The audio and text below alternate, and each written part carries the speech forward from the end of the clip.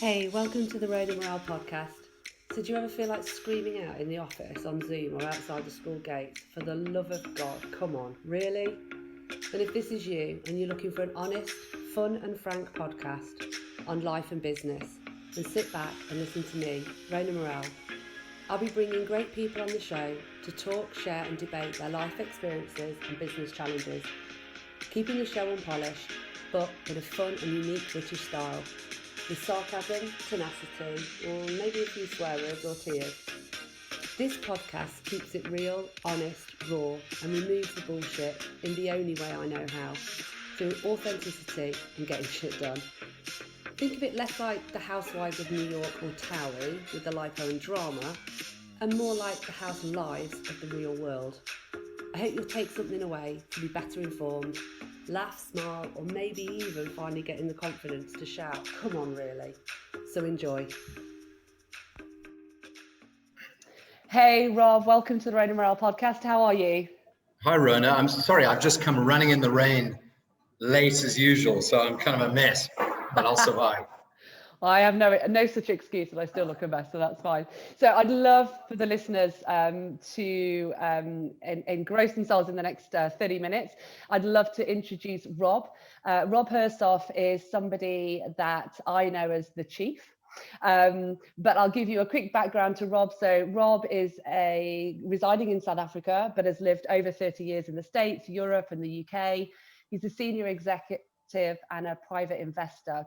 He's also the founder and chairman of many businesses, but mostly for Invest Africa, which I know you found that there was an opportunity in 2013 for individuals that wanted to get involved in Pan-African investments. I know you come from the South African and African background, and you have a passion for that through your father and grandfather. The fabulous Bob, who founded one of South Africa's largest mining and industrial companies.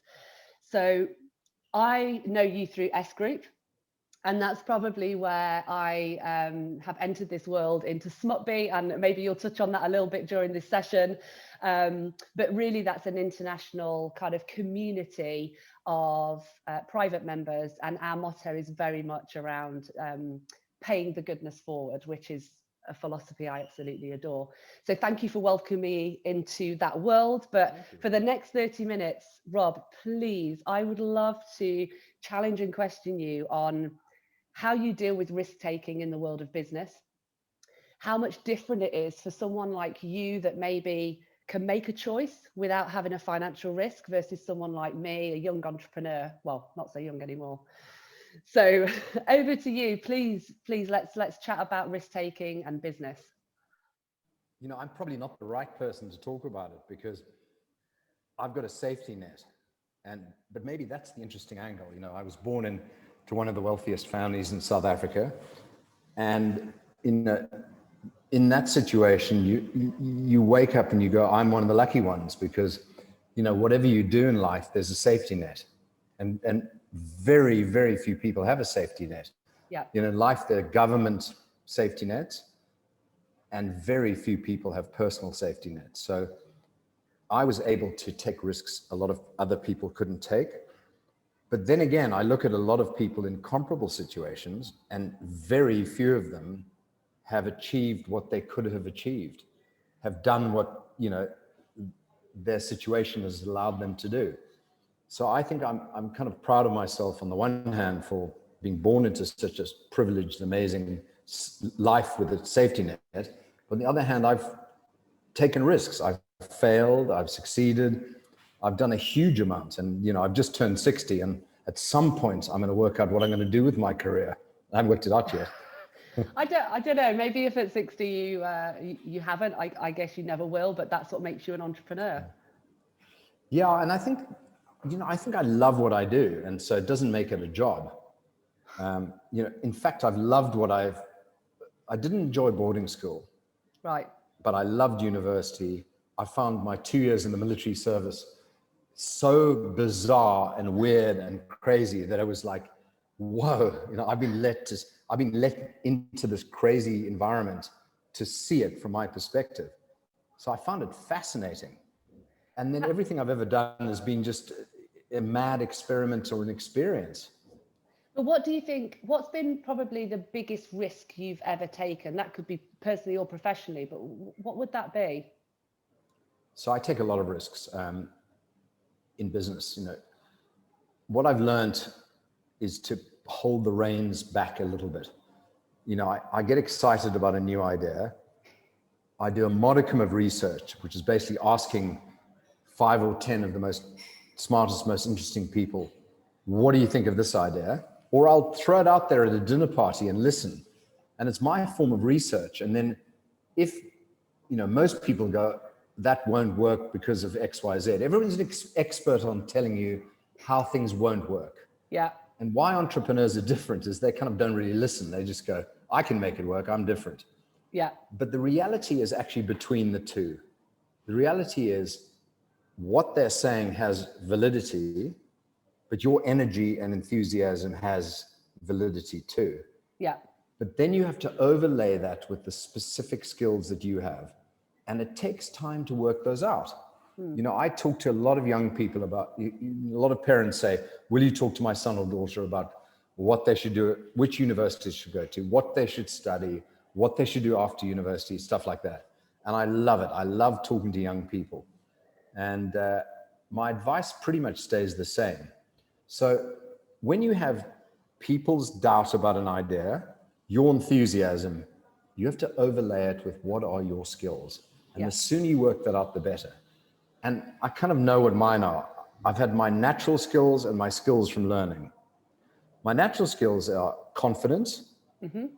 I love public speaking, standing up and speaking, telling jokes. I'm a great salesman. And my training has given me the financial skills, the logistic, the comprehensive business skills along the way. What am I weak at? Yeah. I'm not very good at sitting still. I'm not very good about sitting in a meeting for longer than an hour. In minutiae, if people are arguing over minutiae, I go crazy.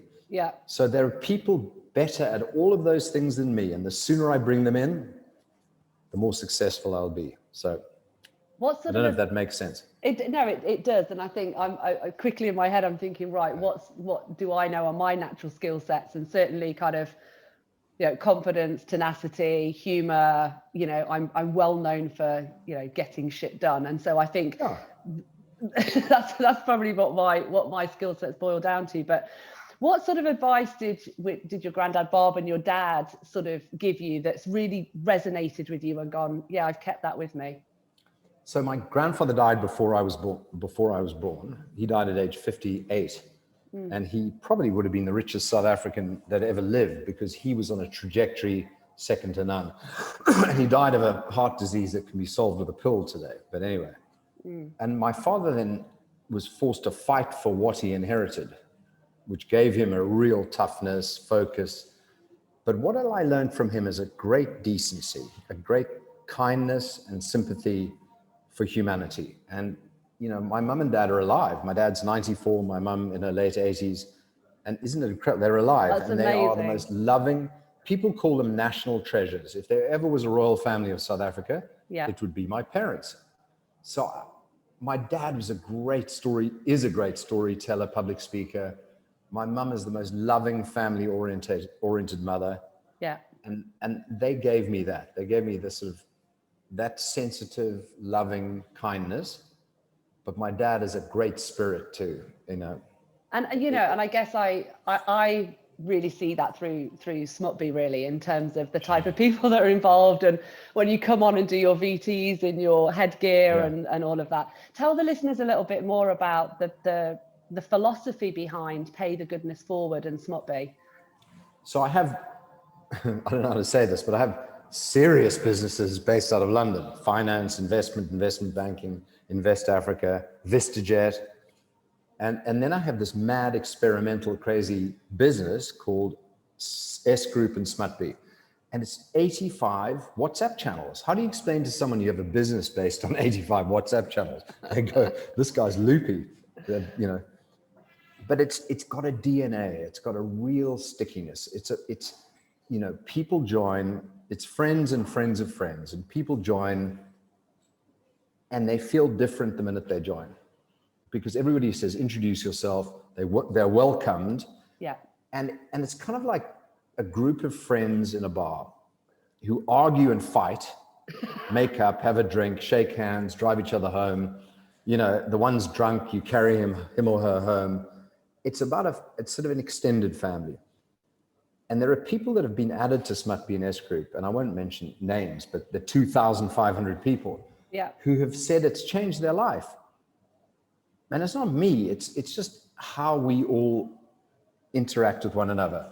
And the Pay the Goodness Forward, I didn't come up with it. I stole it from a sort of pretty mediocre Hollywood movie called Pay It Forward, which had Kevin Spacey in it. And I actually know Kevin Spacey, and I like him very much. I know he's been accused of, you know, hitting on guys, but he is gay, and so what? Who cares?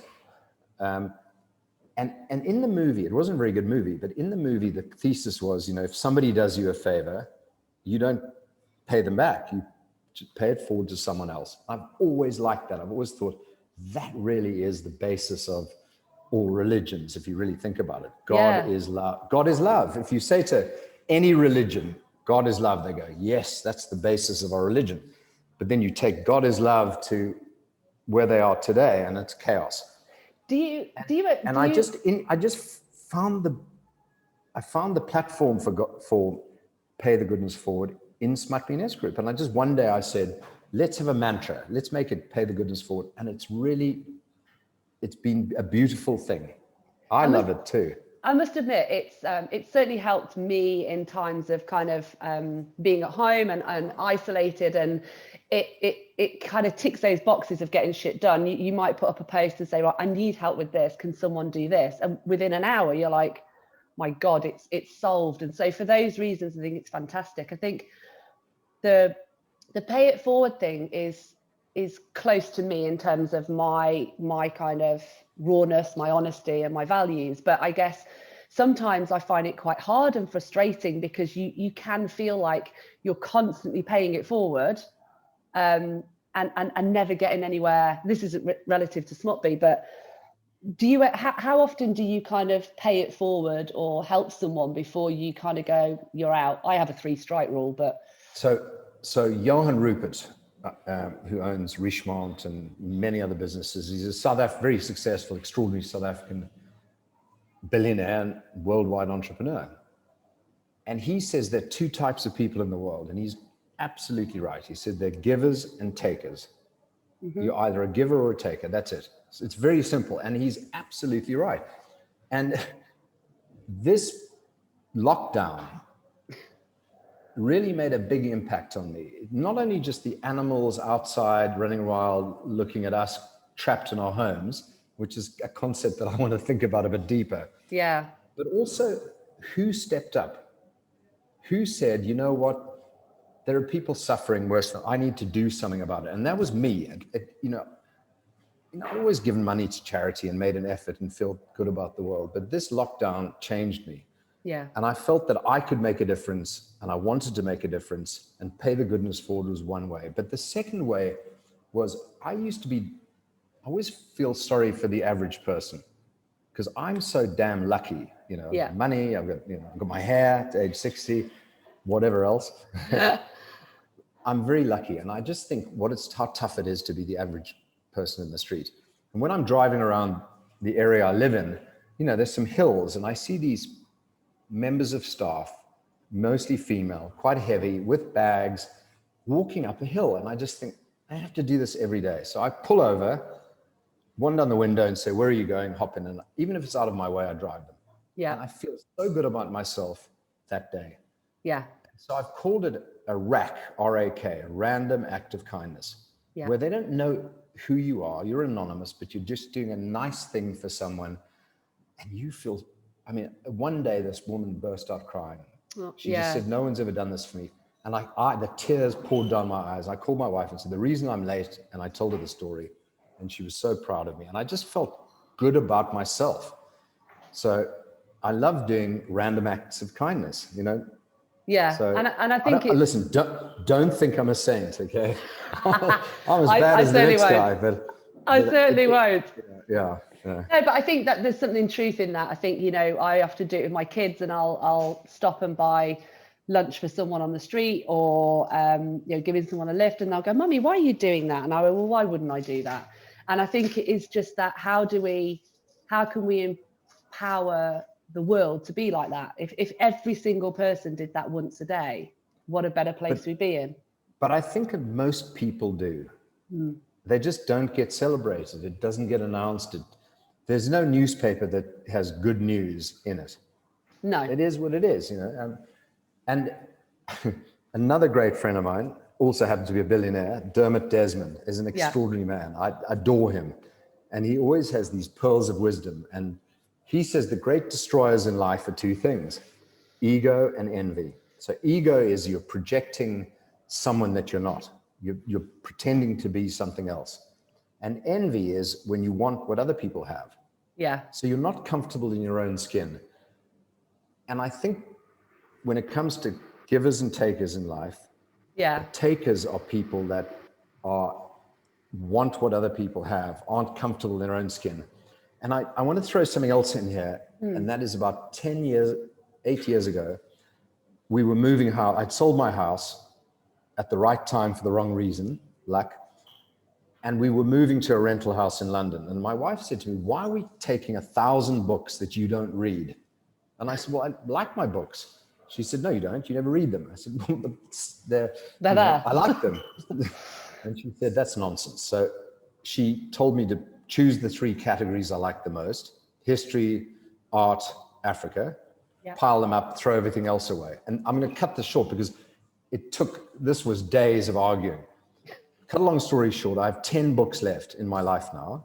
Okay. I have no vases, I don't wear watches. She never wanted an engagement ring, wedding ring. She minimalized me. I became a minimalist. I only wear blue and white. Look, blue and white. Ever. You know, I only wear blue suits, white shirts, blue ties, and I can pack my life into 4 suitcases. Yeah. You can come to my house, and if you like a picture, you can have it. I have nothing of value, or nothing of value in my life, because I am a minimalist, and it clears your mind. Yeah. And I think being a minimalist has been an important path to being a better person and enjoying life more. I'm not on Facebook, Instagram, Twitter, or LinkedIn. No. Not on them. I'm on 85 WhatsApp groups with loopy. and my wife has got such an amazing view on the world. She's changed me in such a positive way. We like 3 things. You ready? Are you sitting down? I'm ready. We like lots of money in the bank. Not a bad thing. Tick. Big houses and great experiences. Okay. So we do the craziest things known to man. Because, you know, in a year, 2 years, 3 years, I look at her and I say, "Do you remember when we went to that sex robot factory in Tokyo?" Or I made that one up. I don't know. It's the maddest things. And if you think about in your house, what do you have that your grandmother gave you? Probably a picture. You have ring. Yeah, right. You have a ring. Lovely. Most people have one thing, a picture, which they don't know where it is now, or something. And Granny's gone, and all you remember in your heart was, you know, the little things and the sweet. That's what it is. Yeah. So now I'm going to get deep, okay? Sorry, I'm a bit of a monologue. No, I should let you dive in.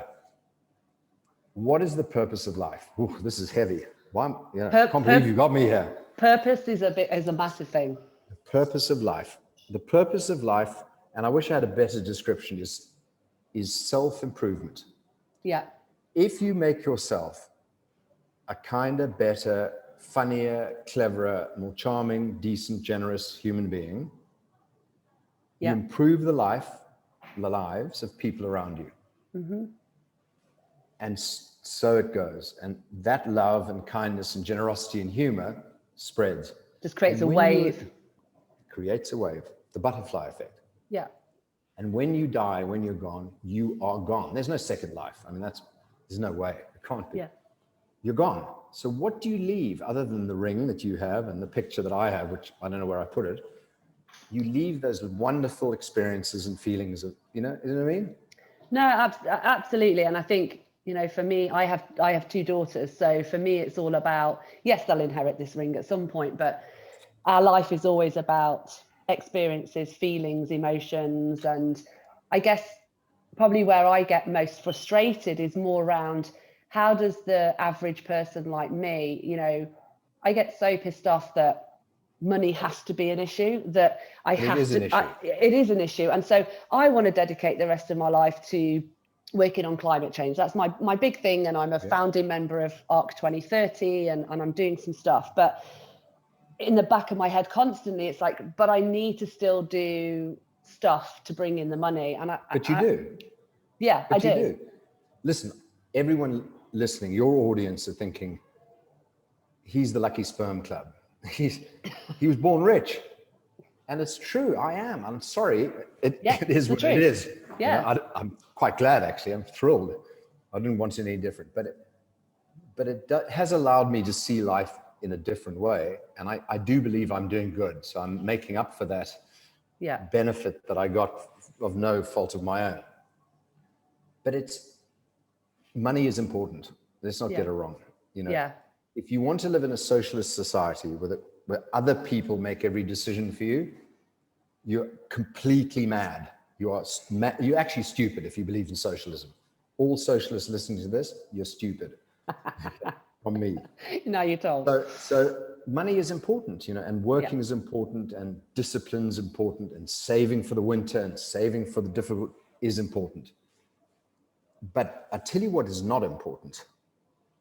Your car, won't say the brand, but your Rolex, your fancy car, that's irrelevant. The pictures on the wall, who cares? Yeah. Why do you really care about those possessions? You know, my wife, when I proposed to her, we were in a tree in Germany in the snow shooting wild boar. Okay, I shoot. And she was pointing them out to me. And I turned to her with a loaded rifle and I said, will you marry me? And she looked at me still, I thought you were never going to ask me.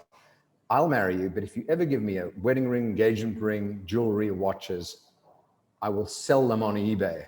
And I went, well, what do you do with the money? She said, I'll give it to my parents. Yeah. I said, that's interesting. Why? Why would you do this? She said, because why should De Beers tell me this shiny stone's worth anything? Yeah.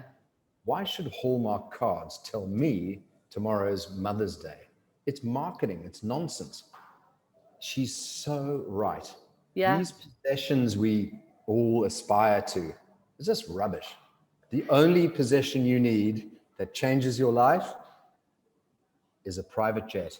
That's it. The rest is... I'll strip all of that back. I'll sell the house. Right. I'll get rid of the diamonds, and I'll come and invest in VistaJet with you for sure. But so money is important, but possessions are not. That's probably the way to look at it.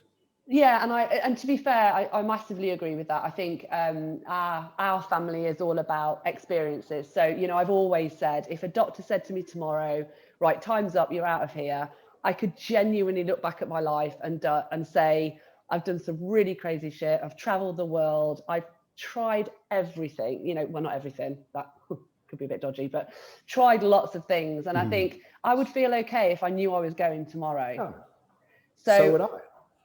Yeah, and Do you know what they're called? My Irish friend Dermot calls them memories for the rocking chair. Isn't that lovely? He said you've got to have as many memories for the rocking chair as possible. And he's so right. And actually, do you know what? As somebody who, you know, has kind of experienced dementia in the family, the one thing I do own and possess is a ridiculous amount of photos, because I know that when I get in that rocking chair, I'll have probably forgotten half of it. So those are experiences. Exactly. Do you know, I was once in London, a park in London with my wife, hand in hand, walking in the winter. And we saw these visitors, Asian visitors, taking pictures of ducks on a lake. And I said, why do you want pictures of ducks on the lake? You're going to actually look at them again? And then I read an article which kind of put it all together with me and said, the reason people take pictures is to prove they existed. Because we live, we die, we disappear. Yeah. And there's this deep-seated fear that we didn't exist or no one cared, you know. And it's a very sad thing. And I'm going to get the statistics wrong, but I think it's almost 40% of all people living in Africa, because that's where I focus, I'm sure it's not as high in the rest of the world, have no form of identification whatsoever. They have no birth certificate, no driver's license, no proof of address, nothing. They don't exist. And this is it's a terrible thing. This great friend of mine, Professor Carlos Lopez, said, if you want to make a difference to Africa, it's find a way to empower these people with, and they want it. They want to know that I have this document, I live here, or I was born then.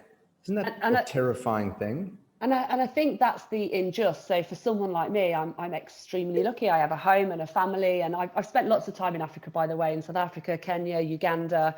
I support a little school out in the Bwindi forest. So I think that takes minimalism to the absolute extreme, and that's not what's right. I think for those 40% of people to have an identity, a purpose, and an education, I think is the critical thing. And I think that comes full circle to probably a lot of really clever-minded entrepreneurial people that just never have a voice and are never heard because they don't have that basic, what I think is human right.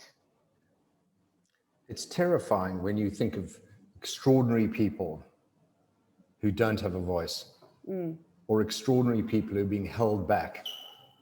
You know, everybody in this woke liberal world is trying not to say the wrong thing. Okay? Right? I'm going to now give you my views. Ready? I'm good. Racism is for morons. If you judge a person by the color of their skin, you're a moron. You're a socialist, you're a moron. But there is a difference in cultures. Some cultures are better than others, and some religions are better than others. Any religion that tells a woman she's second class needs a reformation. Yeah.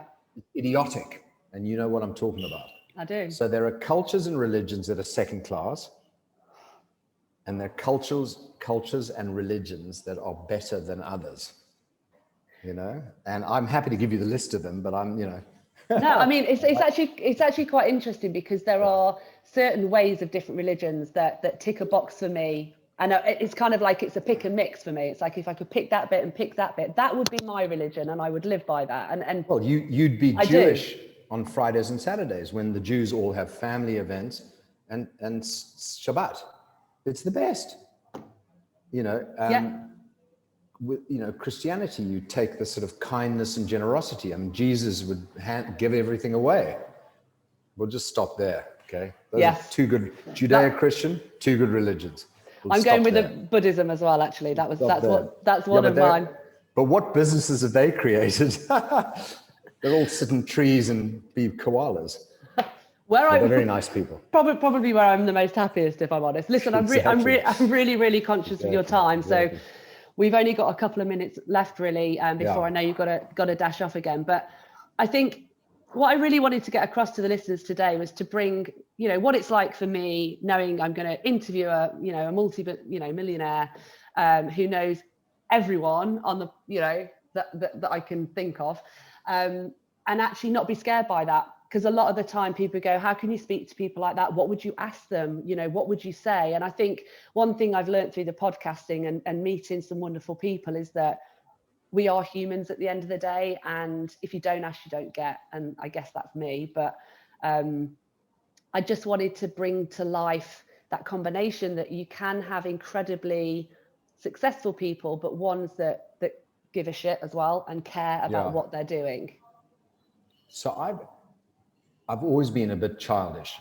At age 60, I feel like I'm like really, my wife's 21 years younger than me and 21 years more mature than me. I'm very childish. I can't sit through a meeting of an hour without cracking jokes, being silly, drawing doodles. I can't help it. And I think it's because I just can't take myself very seriously, let alone life. And when you see someone that's a taker or someone that has ego and envy, I just want to wind them up. I love it. But I tell you what I don't like. I really don't like anyone rude to staff or rude to people that can't defend themselves. Shouting at a driver, who's earning nothing, whose job is to get you from A to B, And maybe it is their fault, but so what, you know? You don't speak to someone And like I just that. hate that, you know, I hate people taking advantage of it. And Rupert Murdoch taught me that. He was amazing. I worked directly for him. He would be nice. He would be interested. That's the right answer. Okay. In everyone, in the doorman, in the taxi driver, in the guy bringing the coffee. You know, he'd ask them questions, and he was genuinely interested. He wasn't faking it, because everybody is. I mean, we're all living on this planet together. Everyone Everybody's matters. got That's the the same thing. aspirations. Yeah. And There are bad people, but most people are good. And I think that's why I, in a way, took a punt in asking you to come on, because obviously I'd done a bit of homework and seen you do quite a lot of interviews and been in Forbes. And I was thinking, oh, Christ, my podcast, you know, I'm not suited and booted. This isn't going to be serious. But listen, I know you've got to dash off. So, Rob, massive thank you for coming on to the Rona Morel podcast. I hope we can do it again in the future, and when I can next get to Africa to come and have a drink with you. I love what you're doing, and you know, I love your spirit, and you've got a great approach and a smile in your face. And thank you so much. I'm so happy to be here, really. You're very welcome. And to your audience, the socialists, you've got a real problem, but for the rest of you, I love you. Thank you, Rob. All right. Cheers. All right. Bye-bye. So that's it. You've made it. The show's over. Thank you for being with us. I hope you've been able to take something away, maybe solve a problem, or just know you're not alone. Here's hoping it made you smile with a few laughs along the way.